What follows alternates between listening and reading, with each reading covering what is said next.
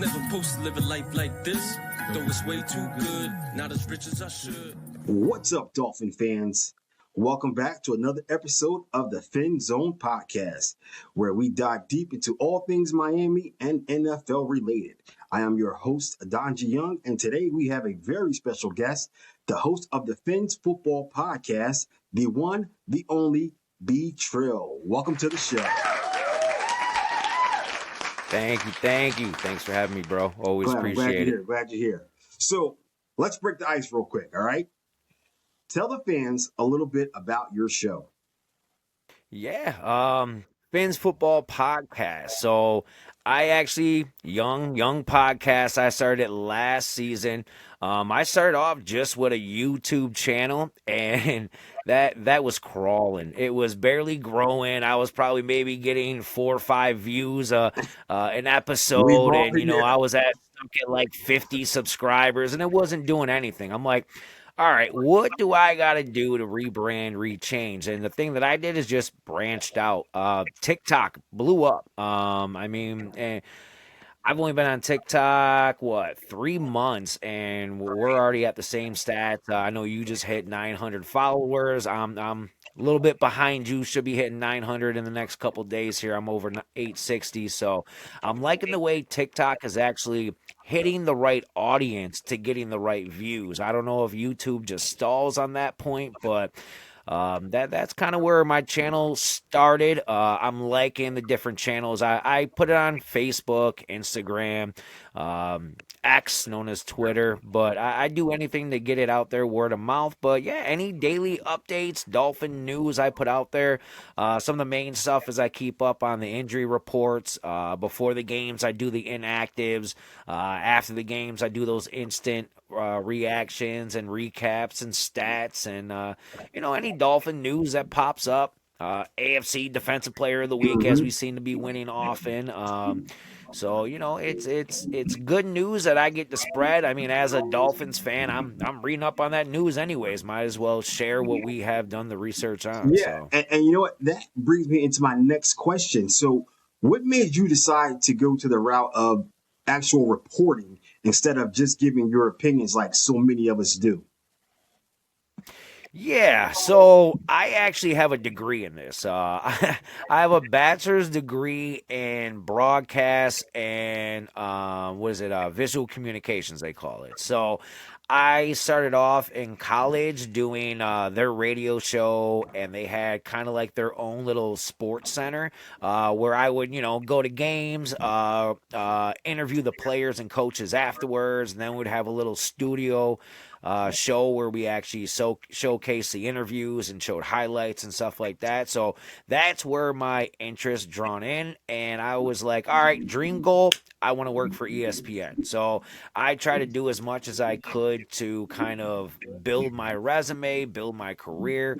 I branched off, did like music videos for a while for local artists, anything to kind of keep myself editing and in the multimedia world and just being productive. And then I started seeing everybody else's YouTube channels and podcasts and things go off, and everyone kept asking me, oh, have you ever done radio? And I'm like, yeah, I did in college. College for me was 20 years ago. So it's been a while, and I'm like, let me knock the dust off. And they're like, oh, you have a great radio voice, which usually is an insult to how you look, but I appreciate the compliments of having a radio voice. So I'm like, let's give it a try. Let's shoot on a podcast. And like I said, with the other media and platforms and channels, it's blowing up a little bit more, but still growing. We're still trying to get our feet wet. So hey, I gotta admit too, man, the report is absolutely stellar. Stellar reporting. Thank you. I appreciate it, bro. Yours too. I mean, I'm always watching your channel. I mean, you always got the good insight, the good questions, the feedback. I need to get more with engaging in my audience too. I like how you do, the jersey giveaways. Yeah. You give the feedback. So the thing is, I'm so busy with having. I got a soon-to-be 4-year-old, and she keeps me busy to where I got 10 minutes to hop on here, do a quick update, and that's all I can give you. I wish I could do more live streams, which I try to do during the game. But Yeah, it's tough with availability and time, but we make the most we can. That's all we can do.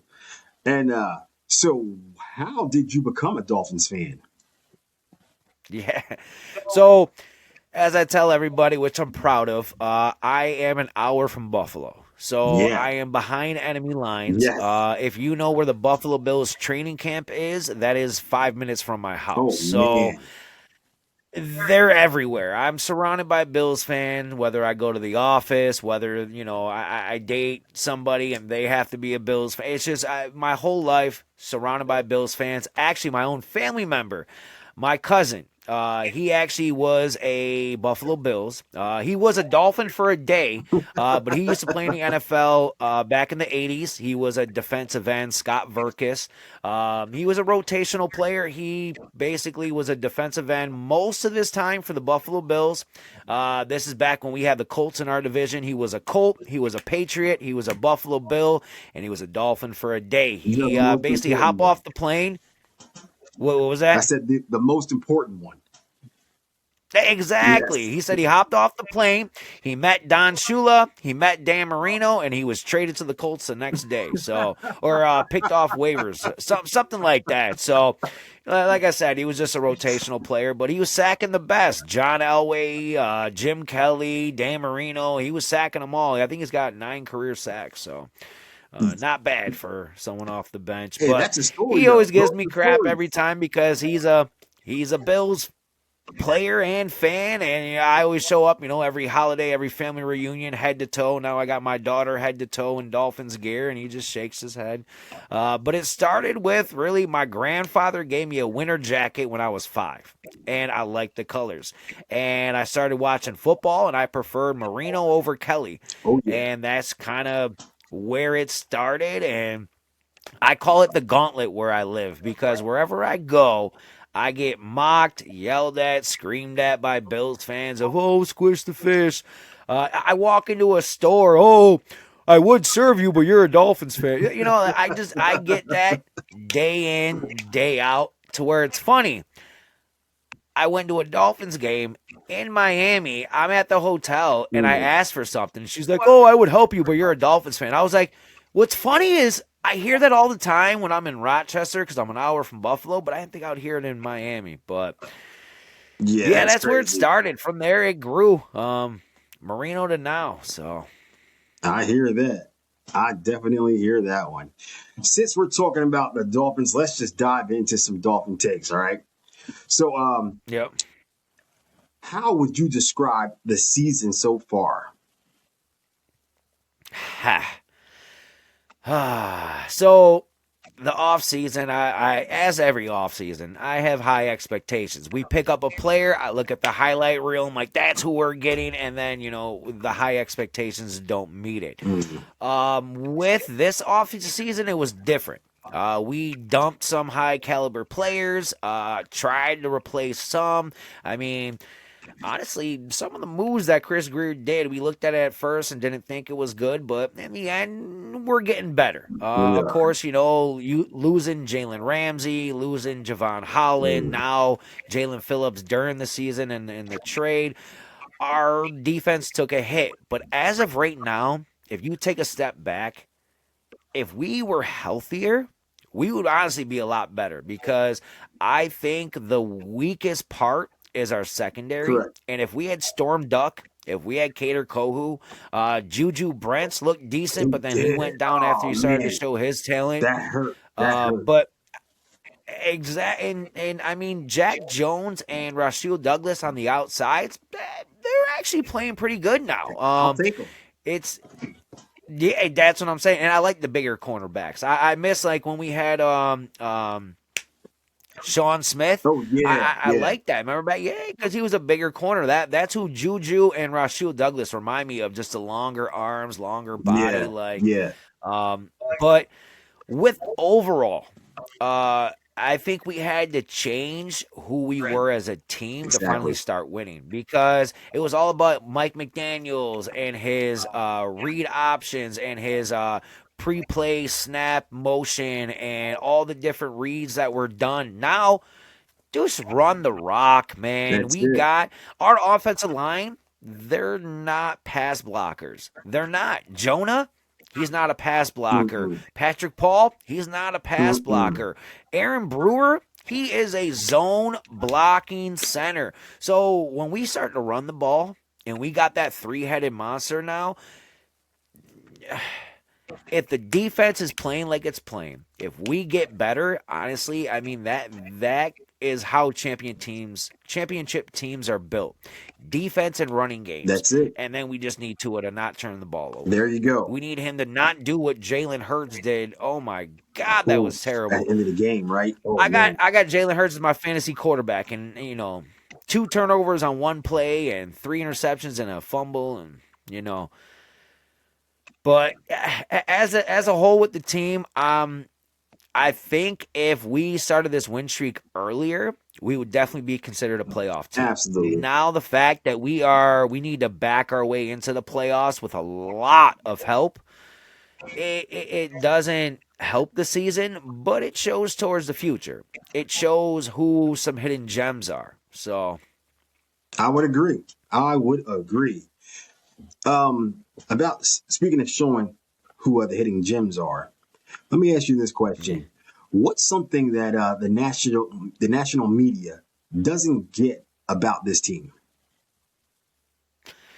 The Dolphins. It's kind of what Chris Greer didn't get as well. How important the offensive line is. Absolutely. We have been filling the roster the past 3-4 years with playmakers. It started with when we made that Tyreek Hill trade. We're like, playmakers, speed, you got to outrun everybody.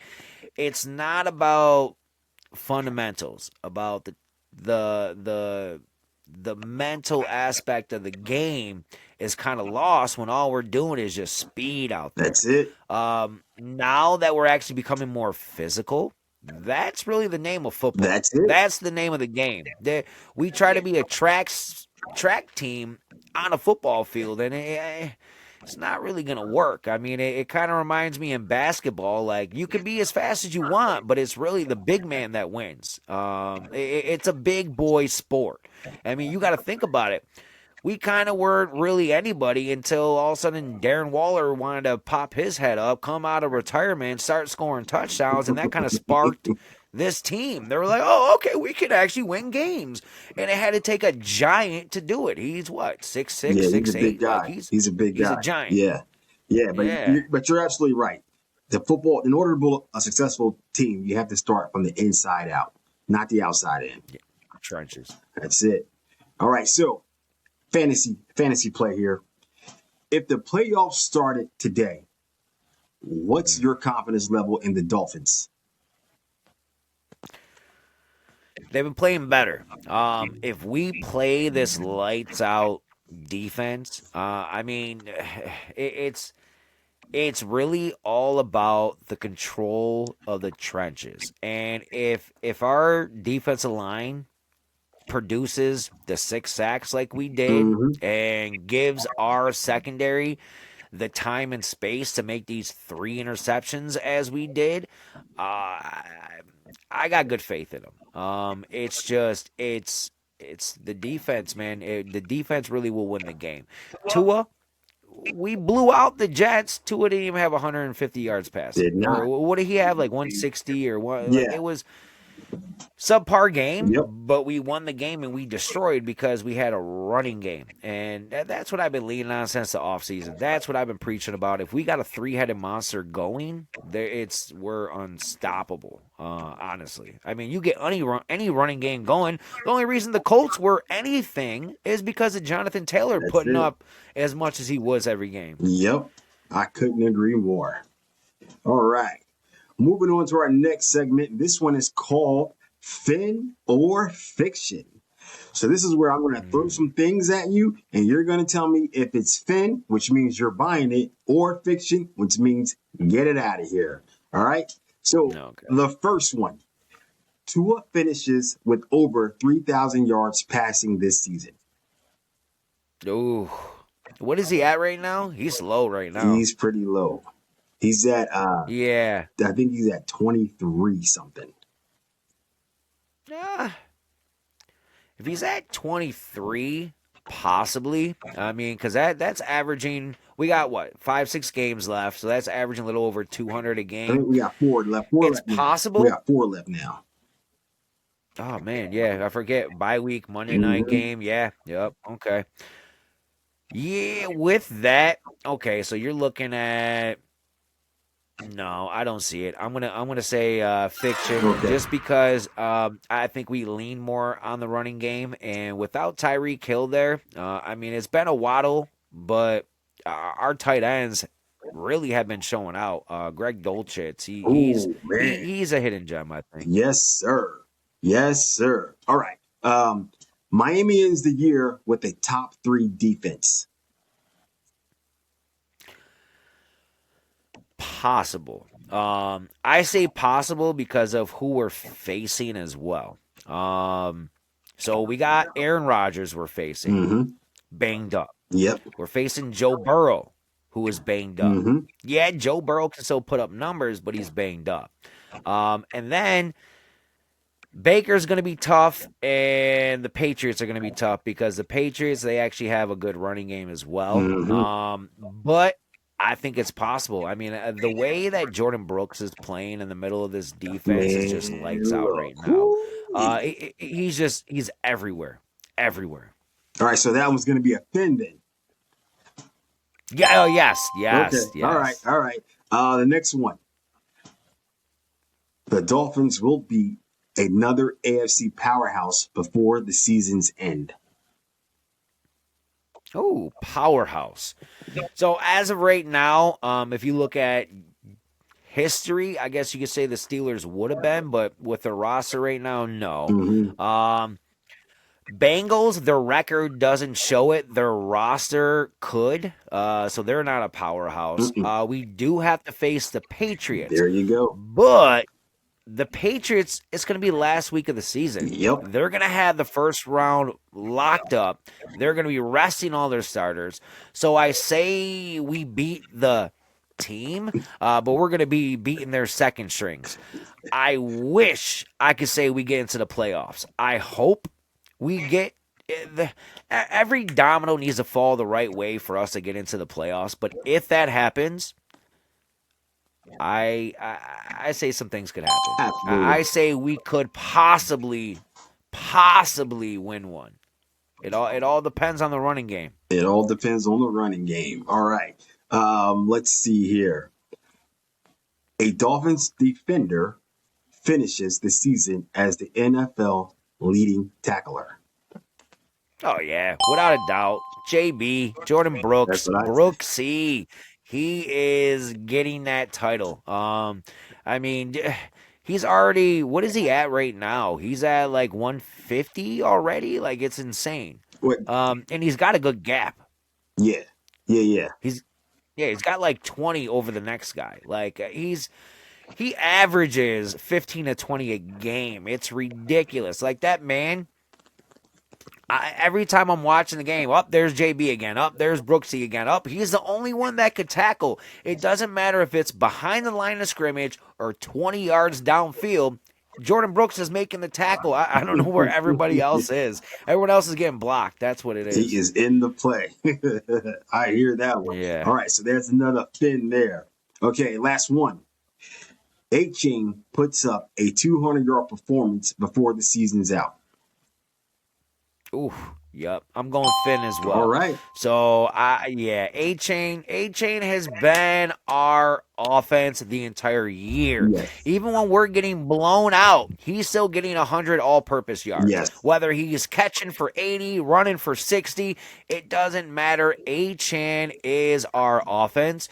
And if we could, I would say sign him to an 8-year contract. You know what I mean? Like, we need to lock that man up, make him retire a Dolphin. Hopefully it's not like a Barry Sanders where he retires early, but that man, he is an animal. Like, the fact is, everybody knows his speed game. That one run against the Jets, that you know which one I'm talking about, right? Where he broke that tackle, then did a spin move, then did another juke, and then barely shoestring tackle inside the 5-yard line. Like, if he scored, they would nonstop be playing that. It was he's got more than just speed. He can break tackles, he can stiff arm, he can spin, he's got agility. Like Achan's a beast, and then Wright and Ollie Gordon, they're a good 2-3 punch. So did you see A-Chain's rushing stats for that Jets game? yeah, what was it? What do you have, like a like 180 or 160? That was scrimmage yards, but his rushing Yeah. was 7 carries. Oh, seven for 92. 92 yards. Can you imagine if he didn't get hurt? That's a 300 yard day. That's a 300 yard day. They're like, oh yeah, you can sit down.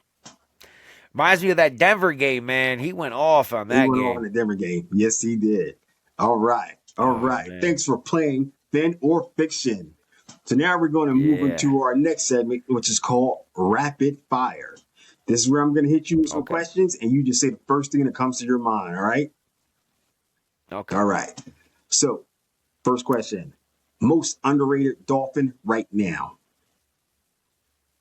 Ooh, I always like youngsters. I'm going to go Jordan Phillips. He is an animal. He's got that wrestling background.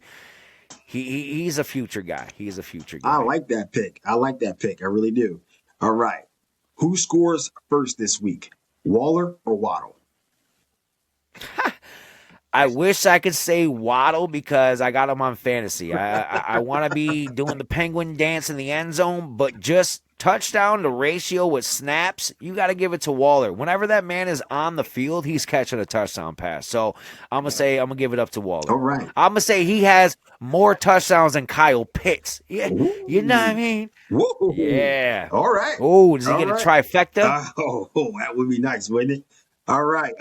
Last one. What's one team that Dolphin fans should actually be worried about? Ooh, they're creeping up now that CJ Stroud's back. Those Texans, man. That defense, just that's a championship defense right there. No, nothing wrong about that defense. They are just getting to every single quarterback. And then Nico Collins is such an underrated wide receiver. He's top 5 in the NFL. Nico Collins, top 5. He that big body, that speed, those hands, top 5. I hear that. You get no argument from me on that one. All right. So that moves us right along to our last segment of the evening. And it is called FinZone Banger. This is when you tell us your boldest prediction. Ooh. Boldest prediction. So, I wonder if I want to do for just this week or just the season. Let's wrap up the season. It doesn't matter. Let's not make it a weekly take. Just make it bold. So,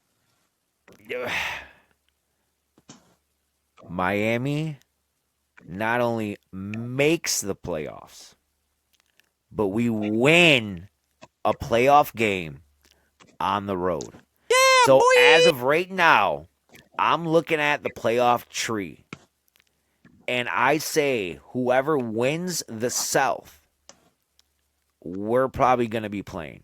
Because I think that AFC North is going to be the last divisional seed. I think the South. So I think it's going to be either the Texans, the Jags, the Colts. We're going to beat one of those in the playoffs. That's my bold prediction. So that is your FinZone banger. The Dolphins will make the playoffs and win the first round. Yes. Yep. First playoff win. That is it. What, since over 25 years? Yeah. Hey, that's a FinZone banger right there. For sure. But I am here for it. Stamp it. I am here for it, brother. Let me tell you. I am here for it. All right. That was good. If this happens, I'm going to the game. Hey, you and me both. You and me both. Hey, that was good. That was a good one. Okay. Hey, B-Trill, my brother. It has been great having you on a FinZone, man. I really appreciate you taking the time to stop by and hanging out in the zone. Let the people know where they can find you. Of course, yeah. Thank you for bringing me on. It's been a pleasure. We definitely got to do this more often this Absolutely. season. Who knows? Maybe we'll make it a weekly thing. But yeah, no. I always appreciate taking the time out, getting to know my other Fin podcasters out there, and part of the Dolphins community. But yeah, you can always find me on TikTok, YouTube, Instagram, Twitter, Facebook. I try to put my name out there as much as possible. I'm pretty sure I got a Threads account, even though I don't know what it is. Lemon 8, I don't know what that is either. But, there's platforms that we're on just to be on. So, yeah, we're just word of mouth right now. So, yeah, follow, do as much as you can. I got my little whiteboard that you scribble on. So, I hear that one. So everybody out there, make sure you check out the Phins Football Podcast. He's knowledgeable, he's up to the minute in insights, and he has all the Dolphins information you are going to need to proceed to the next game. Dolphin fans, thank you for tuning in. Don't forget to follow and subscribe, and share this episode. This is Donji Young, your host, saying see you next time in the FinZone.